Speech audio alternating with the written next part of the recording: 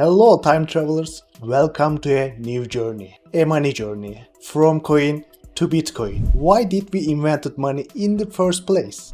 Which surprising profession was actually responsible for spreading paper money? How did a man invented the credit card purely out of embarrassment? And how did money, once carried in heavy sacks, become completely virtual and weightless? The answers to all these and more are in this video.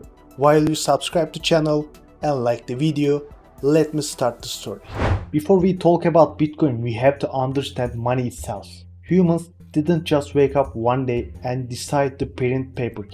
It took thousands of years. Let's wrap back 5,000 years to Mesopotamia. No coins, no credit cards. So how did trade work? The barter system. It sounds simple. I have a sheep, I want shoes. I swap my sheep for your shoes. Done. But there is a huge flaw here. I have a sheep, but I have to find a shoemaker who specifically wants a sheep.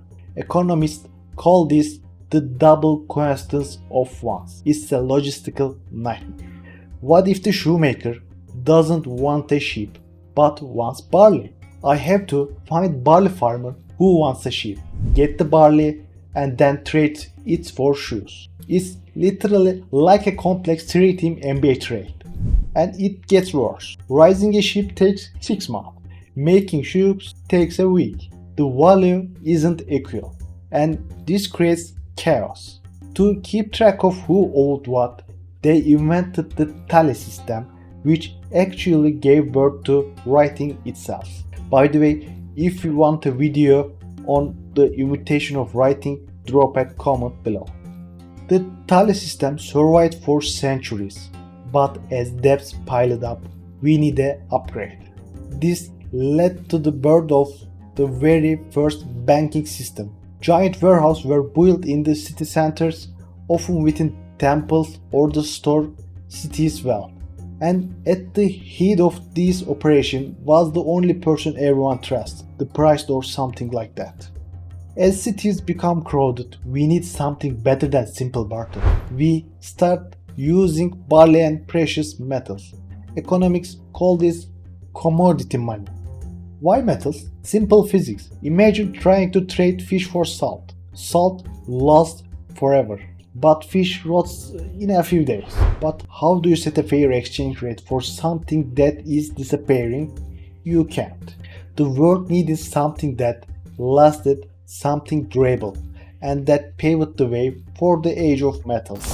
So we had commodity money like metals and barley. Why did we need to invent actual coins? To find out, let's wrap the 7th century BC to Western Turkey, specifically the Manisa or Uşak region. The Lydians had a problem. They used mercenaries, and paying them was a mess. They were paying soldiers with random pieces of precious metal, necklaces, rings, bracelets. Naturally, these soldiers were unhappy. Then were right. Why did you get heavy gold nickel and I only get a ring? Why? Did you get more kills? King Alyattes needed a standardized solution. He looked to the Sard stream in his capital Sardis, which was full of electrum and natural mix of gold and silver. He ordered smiths to melt these electrum into standard bean-shaped lumps. But here is the genius part. He stamped them with the roaring lion. This stamp changed history. It meant you didn't need a scale.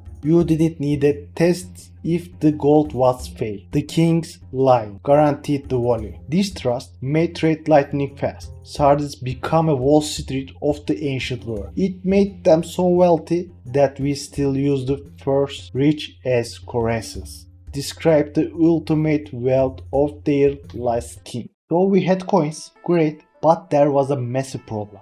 If you want to buy something expensive, you need these sacks full of heavy metals. Carrying this was exhausting and dangerous. The Han Dynasty tried to fix this in 119 BC with a legendary item, money made from white deer skin. One piece of skin was worth 400,000 copper gold. But the real revelation happened in the 10th century. Under the Song dynasty, iron coins were so heavy and cheap that merchants were essentially weightlifters. To save their backs, they invented promissory notes. Later, under the Yuan dynasty, Kublai Khan took it to the extreme.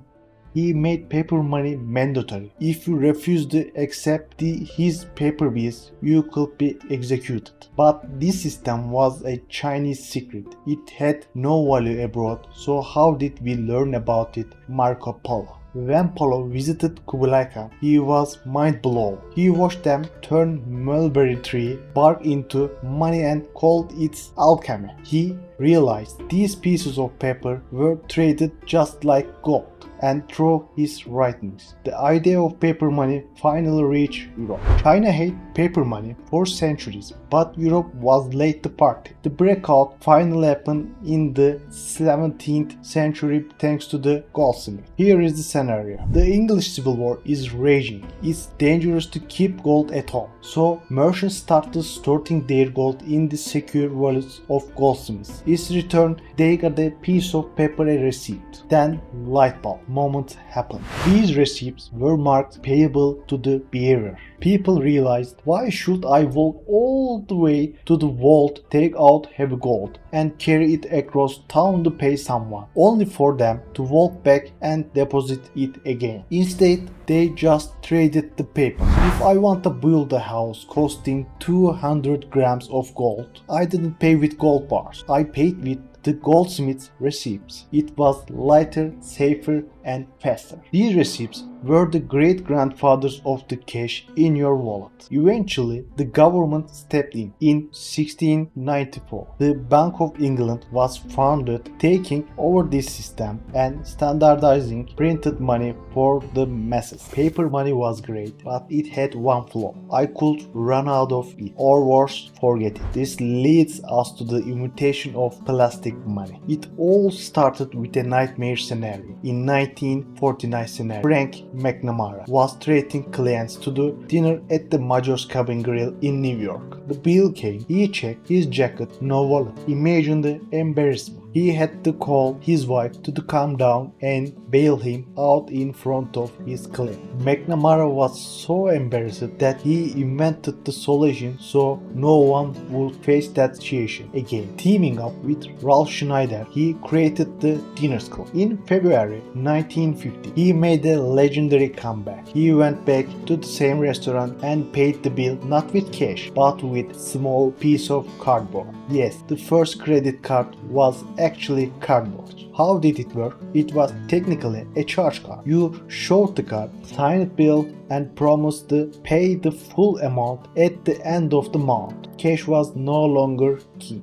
Dinner Club was a hit, and big banks wanted a piece of the pie. In 1958, Bank of America stepped in with the Bank America, the grandfather of Visa. They introduced a feature that changed the global economy, revolving credit. Before this, you had to pay your bill in full, but now you could pay a tiny minimum amount and push the rest of debt to the next month with interest. Of course, this was a massive shift. Suddenly, credit cards weren't just for coincidence. Money had transformed from a simple payment method into a product of debt. The 21st century brought the internet, but it also brought the 2008 financial crisis. Trust in banks and institutions collapsed.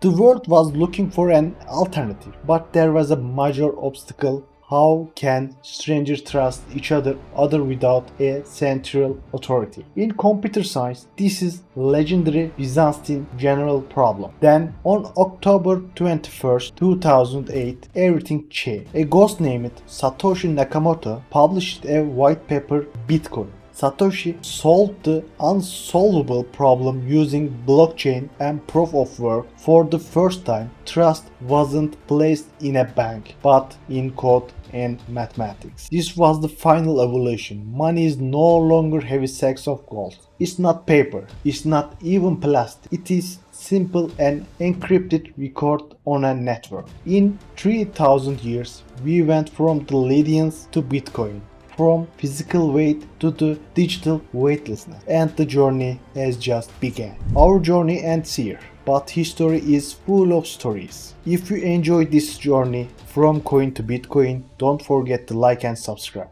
Where or when should we travel next? Write your ideas in the comments. Until our next journey, stay safe. Goodbye, time travelers.